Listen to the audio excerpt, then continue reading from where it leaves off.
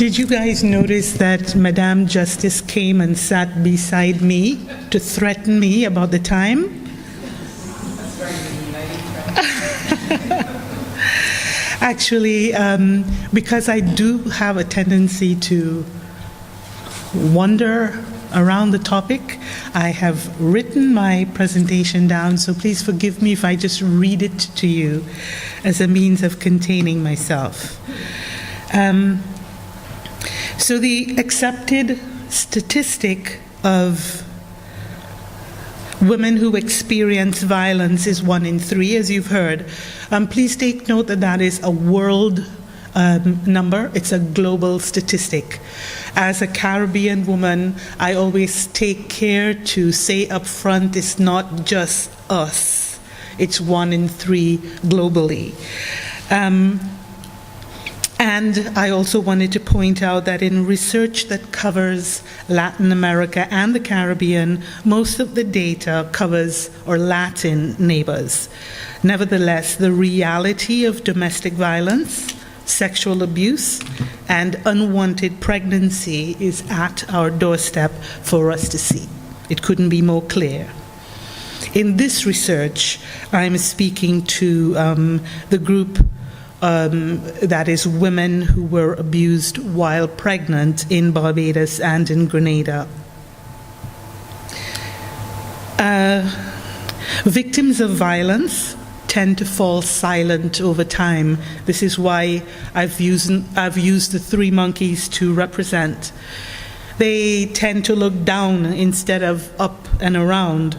Then women who are carrying babies are even more prone to this downward-looking, introspective, fearful posture and psychology, because they live in fear for their unborn child.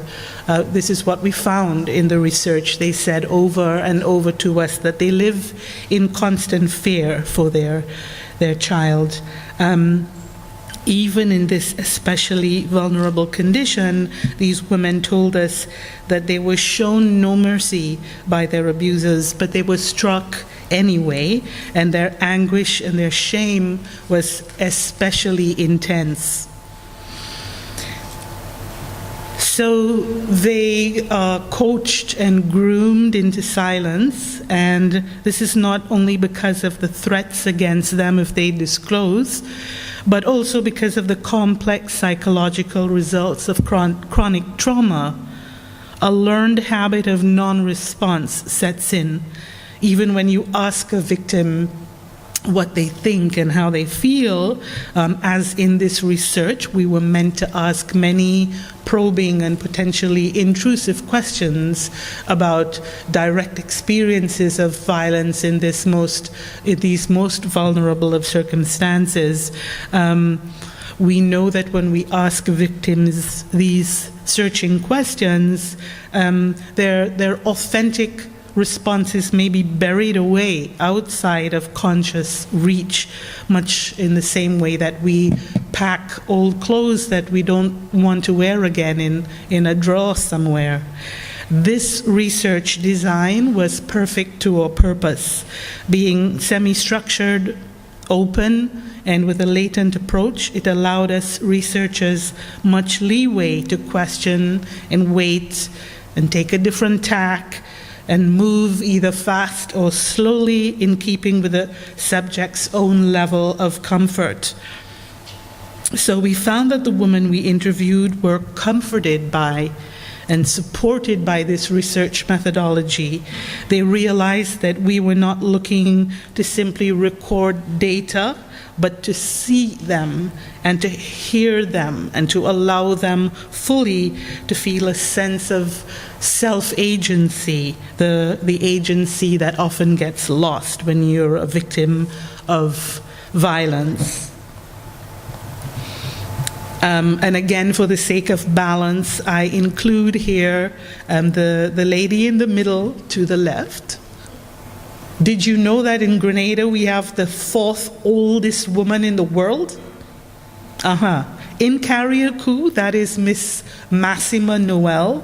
She's 114 years old this month. So this is just, she is such a model of resilience and strength in women that I needed to put that in here.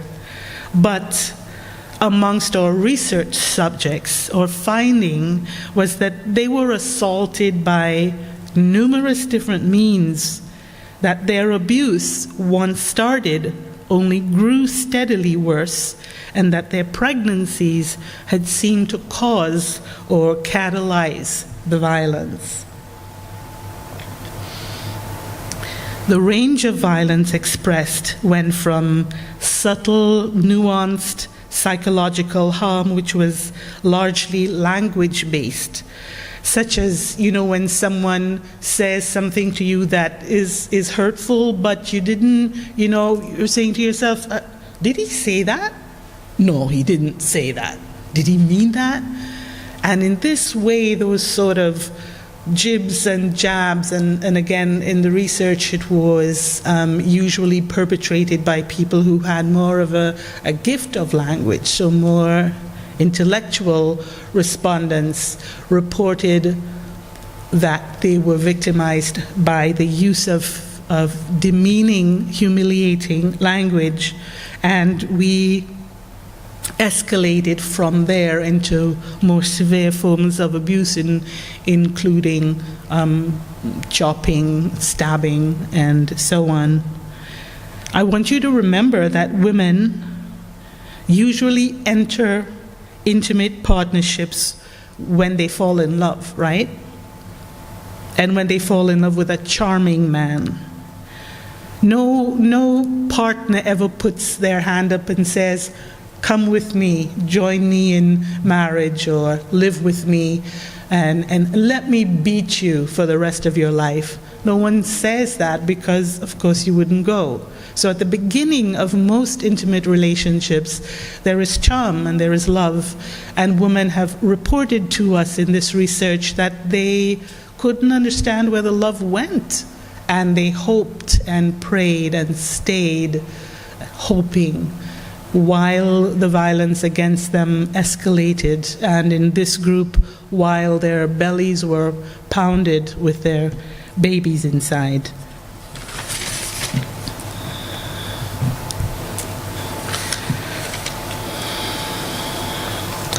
So we have grown into a culture where not only is violence normalized, but where accountability and a lack of justice also is normalized. We found that most of our subjects said that they wouldn't bother to report to the police. Police were not to be trusted, they were not helpful. And when police don't respond helpfully, compassionately, and non-judgmentally to every cry for help, there is a price to pay which must not be underestimated. Along with the real life or death risk to the victim, there is a normalized absence of any sort of authority figure or the recognition of authority figures. Children were not a part of this research, but in our other work, children have best expressed that when violence exists unchecked in a home, it begins to feel like there's no God. There's no law, there's no order, there's no God. And we have noticed that incidences of youth or youth gang crimes are escalating at forest fire speed in the Caribbean. So sad to need to build facilities for detention of youth. In Grenada, we have a new one, the youngest male resident being 9. Patterns of cyclical abuse were fueled from within the culture. This was one of our findings. This calypso, we've just come through Carnival in Grenada, and our top calypso said, bend them over like dog and work them hard.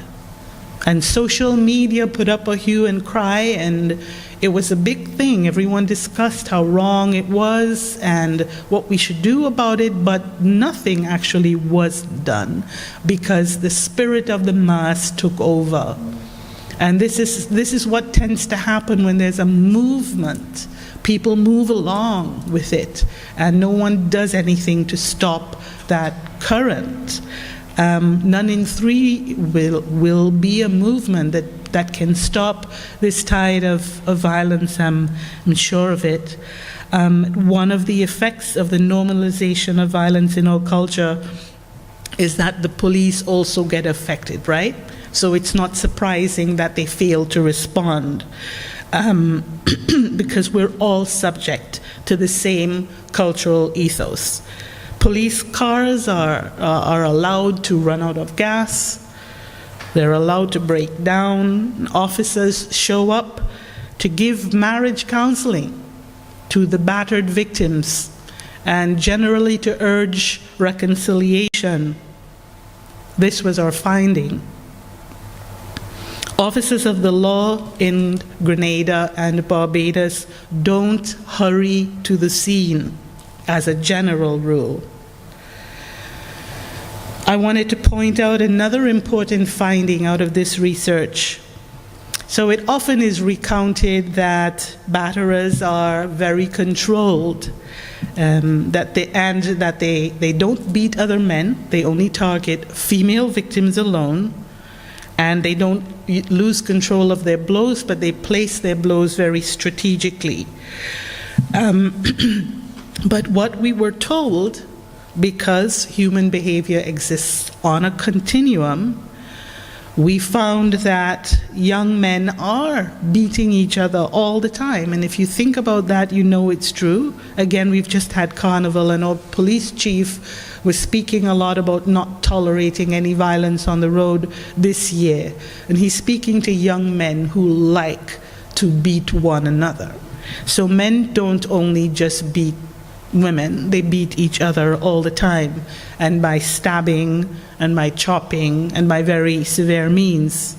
Our finding also was that perpetrators seem to come in two categories, to put it very simply. On the one hand, you have men who, again, on that continuum of human behavior, you know, when all of us, stand to lose control, we get very angry and we say things and do things. It's the human condition that afterwards we say, oh God, did I say that? Oh no, what am I going to do now? And then you hurry to apologize.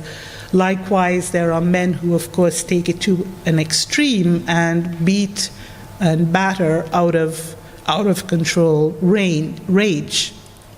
So programs such as we have in Barbados and Grenada, the Batterers Intervention Program, for example, Man to Man, which Tyrone and I have been very involved in, those kinds of interventions have a very high rate of success in teaching anger management and conflict resolution and so on.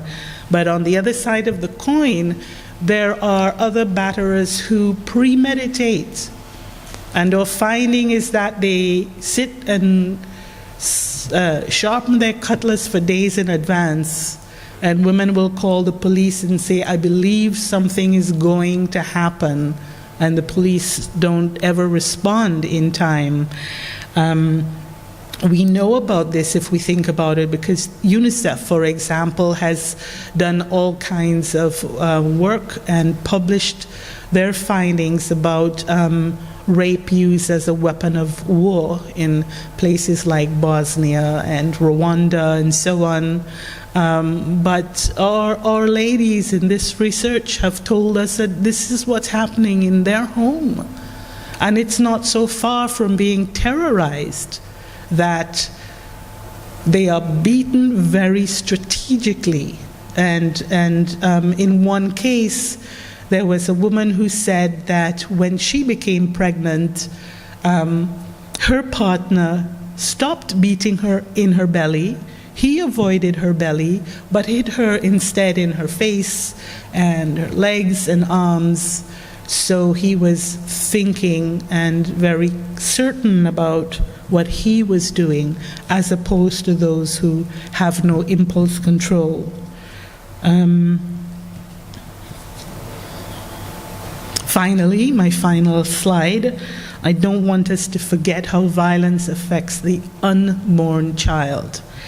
The literature on the subject assures us that the fetus is very aware of his or her external environment, so that every time the mom cringes or contracts or shies away from a loud voice or a blow, the child inside feels that. In one case, we were told that a man had his pregnant partner on her back on the floor, and he was kneeling down on her belly, heavy with child, 8-9 months with child. He was kneeling into her belly while he strangled her.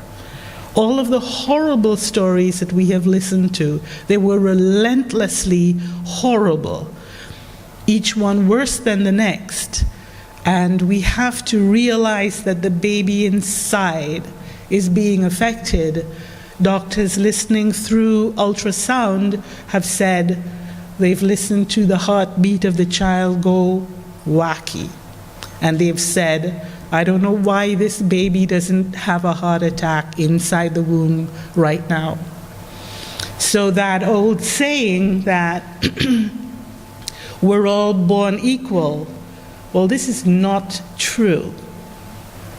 Victims of domestic violence, when it affects women who are pregnant, affects the unborn child, who is then born not the same as another child.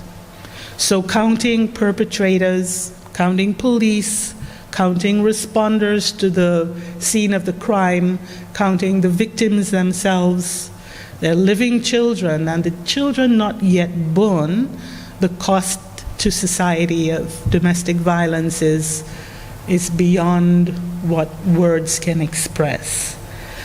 But to close on hope, there are preventive measures that are in place in Grenada and Barbados, we know, because we're working on lots of them. I forgot to introduce myself as the founder of Sweetwater Foundation, and Tyrone Buckmeyer, who will speak later, is the chairman of the board. And we work very hard on the preventive and interventive and therapeutic measures. And we truly believe that None in Three is a project that we've never seen before, and we put our commitment and our faith in its great successful impact on the Caribbean.